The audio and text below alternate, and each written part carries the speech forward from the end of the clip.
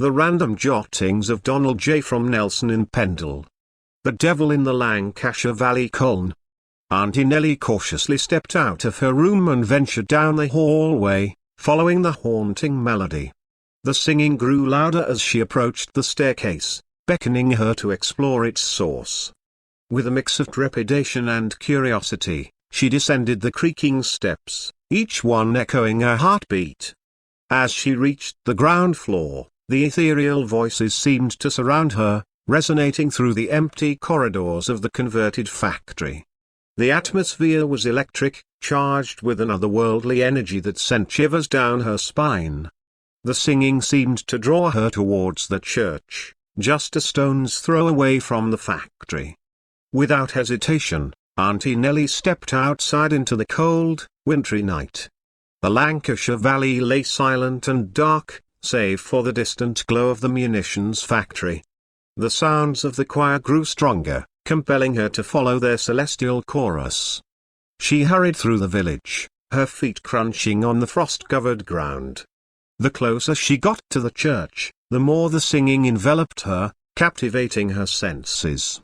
The doors of Holy Trinity Church, Colne, stood open, revealing a warm, golden light pouring out from within. Auntie Nelly cautiously stepped inside the church, and her breath caught in her throat. The sight before her was breathtaking. The pews were filled with translucent figures, ethereal and radiant, their voices intertwining in a symphony of celestial beauty. She could hardly believe her eyes. In the center of the congregation, stood a figure that radiated an aura of both majesty and darkness. It was a man, impeccably dressed in a black suit, his eyes gleaming with an enigmatic intensity.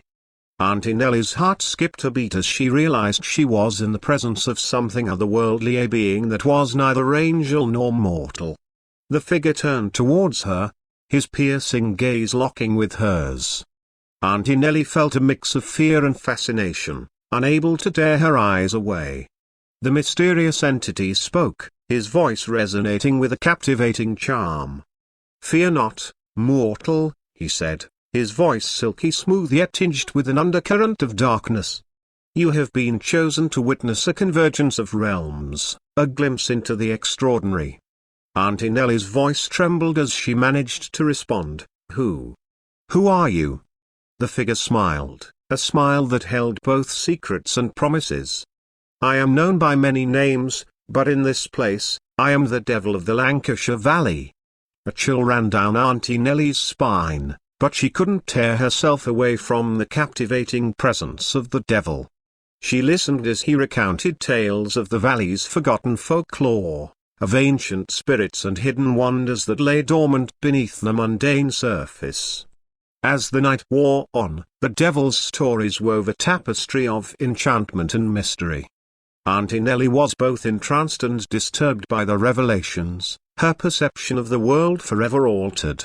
The ethereal choir continued to sing, their melodies lulling her into a trance-like state.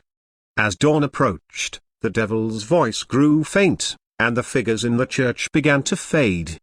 Auntie Nelly found herself alone, standing in the empty church, her mind swirling with a newfound understanding of the supernatural that surrounded her. From that day forward, Auntie Nelly became a guardian of the Lancashire Valley's secrets, sharing her experiences with those who possessed an open mind and a yearning for the extraordinary.